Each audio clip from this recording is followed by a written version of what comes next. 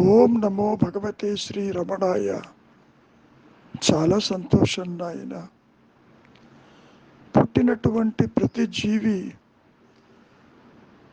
వాసనాపూరితమైన జీవితాన్ని గడపటానికి ఈ మాయలోకి వస్తూ ఉంటారు. ముఖ్యంగా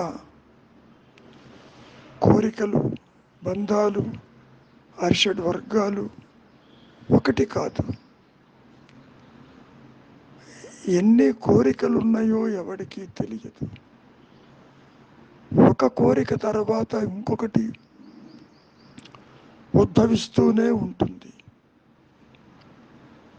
ఆదిశంకరులు ఈ సందర్భంలో ఒక విషయాన్ని చాలా స్పష్టం చేశారు. అడుగులేని పాత్ర వంటిది ఈ కోరికలు అన్నారు. కోరిక తీరిన కొద్దీ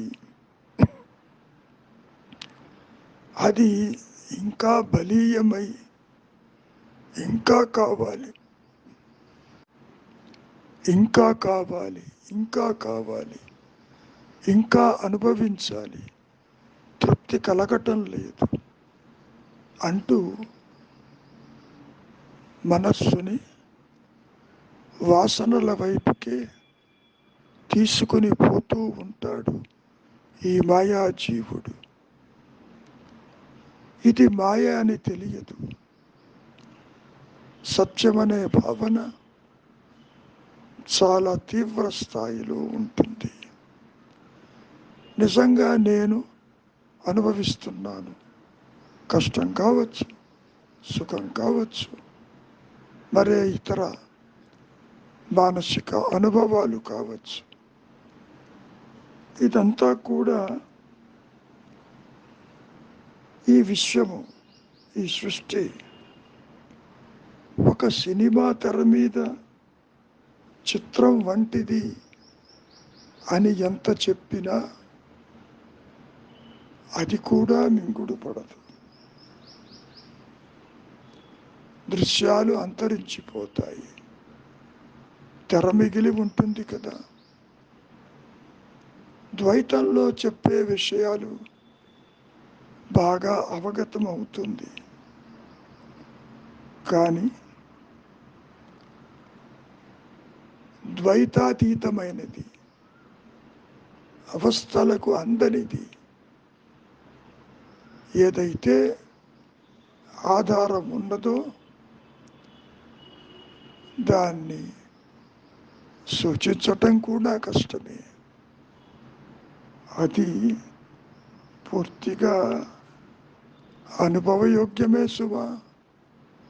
మనస్సుకు అందదు, ఇంద్రియాలకు అందదు, ఏ అవస్థకి అందదు. అయినా తనకు తానుగా ఉన్నానన్న ఎరుకలో అది నిరంతరము పరిధులు లేక నీ సహజత్వము ప్రకాశిస్తూనే ఉన్నది.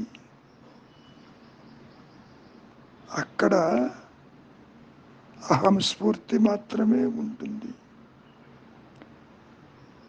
నీవు మాయలోకి వచ్చి మనస్సుతో ఆ విషయాన్ని చెప్పజాలవు సుమా.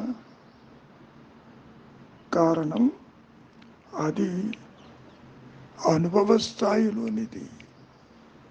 ఈ అనుభవం ఎవరికి అనుకుంటున్నావు? జీవుడికి కాదు. స్వయం ప్రకాశమైన ఆత్మ అనుభవం అది ఆత్మకే ఉంటుంది. అంటే మీరు అనవచ్చు, ఆత్మ వేరు జీవుడు వేరా అని. దేహాత్మబుద్ధి తల ఎత్తినప్పుడు ఈ మాయా నేనుకి మూలము తెలియదు.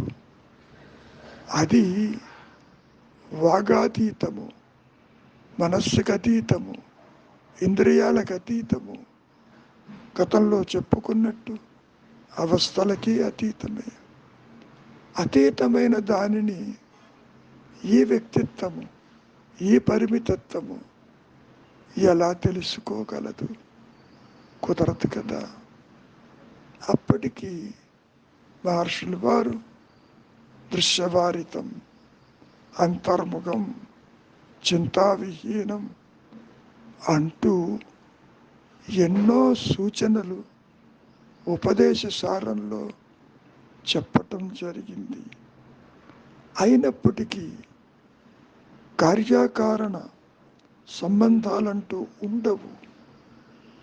ఒక్క అనుగ్రహము చేతనే స్వరూప జ్ఞానము దానంతట అది ప్రకాశించినటువంటి స్థితిలో మాత్రమే సృష్టి, ఈ జీవుడు, జగత్తు, సంసారము, అవస్థలు, జనన మరణాలు పూర్తిగా అదృశ్యమైపోతాయి నాయన. ఇప్పుడు కూడా అవి ఉన్నట్టు నీకు చెప్పటం లేదు. నీ మనస్సులో భావన రూపేణ అవి కనపడినప్పుడు అన్యముగా నీవు వాటిని చూస్తున్నావు. చూసి ఊరుకుంటున్నావా? సత్యమంటున్నావు. దీని అర్థం ఏమిటి? అహంకారము తల ఎత్తిన సత్యము దానికి తెలియదు. తెలియకపోగా కనపడిపోయేది అసత్యమైన ఈ సంసారము, ఈ జాగ్రత్తావస్థ. సత్యమన్న భావన ఇక్కడ ఏదో చెయ్యాలని, ఏదో సాధించాలని, పేరు ప్రతిష్టలు మిగుల్చుకోవాలని ప్రతి ఒక్కరూ తాపత్రయపడుతూ ఉంటారు. వాటి జోలికి పోవద్దు. స్వప్నము ఎంత అసత్యమో ఈ జాగ్రత్తావస్థ కూడా అంతే అసత్యము నాయన. ఈ ద్వైత జ్ఞానం అంతా అసత్యమని మనం ఎన్నోసార్లు చెప్పుకున్నా అది అసత్యమని మింగుడు పడక, వదులుకోలేక, చూడలేక, పరిరక్షించుకోలేక నానా యాతన పడుతూ ఉంటాడు ఈ మాయాజీవుడు. అహమహమన్నటువంటి స్మరణ మాత్రమే మిగిలి ప్రకాశిస్తూ ఉంటుంది. గతంలో చెప్పినట్టు దానిని వాచా చెప్పచాలము సుమ. ముఖ్యంగా అన్వేషించే ఈ మాయా నేను తనకు వెలిగా ఎప్పటికీ తన స్వరూపాన్ని కనలేడు. ఇది గుర్తుపెట్టుకోవాలి. సకల సుఖాలకి, ఆనందానికి అహంస్మరణే ఆధారము. మంచి సంతోషకరమైనటువంటి వార్త విన్నావనుకో, ఈ అహంకారము ఒక్కసారి ఆత్మలో మునక వేసి ఆత్మానందాన్ని పొంది వస్తుంది. అంటే బాహ్య చింతన విడనాడి ఆత్మగా నిలిచి మళ్ళీ బయటికి వస్తుంది. అందుకనే దాన్ని హృదయస్థానం అన్నారు. వేరు మార్గాలంటూ ఏదీ లేదు. అంతర్ముఖులై దాన్ని కనుగొనటమే. కనుగొనటము అంటే దేహాత్మబుద్ధిని మిగుల్చుకుని దాన్ని దర్శించటం కాదు. ఇది పూర్తిగా నష్టము కావాలి. అహంకారము అణుమాత్రము కూడా తల ఎత్తకూడదు. ఈ పుట్టుక, ఈ మాయ, ఈ జీవభావనకి ప్రయోజనం అదొక్కటే. అంతకు మించి నీవు చేయవలసింది అంటూ ఏదీ ఉండదు, ఉండబోదు.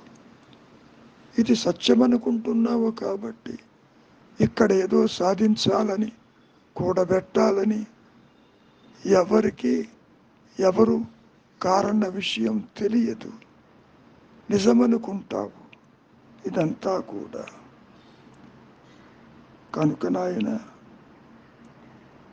నీవు నిజంగా ఉన్నట్టే ఉండిపో.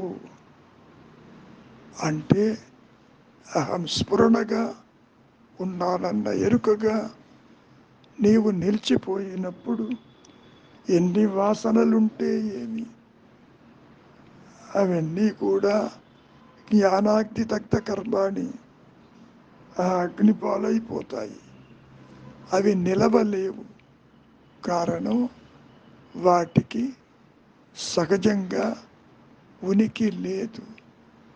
సృష్టి ఎగిరిపోతూ ఉంటే ఈ జీవుడెక్కడ, వాసనలెక్కడ, సృష్టి ఎక్కడ, బంధమెక్కడ, మోక్షమెక్కడ? మంచిది, మౌనమే నీ సహజత్వం.